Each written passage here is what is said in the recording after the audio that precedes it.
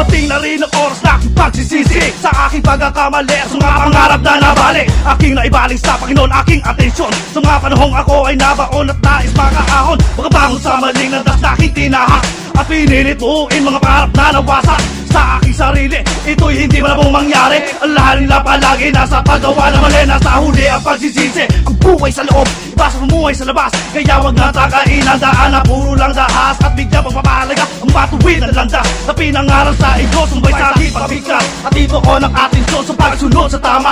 At ibaliwala lahat ng iyong mali na nagawa. Ito'y di lang salita mula sa isang katulad kong makata.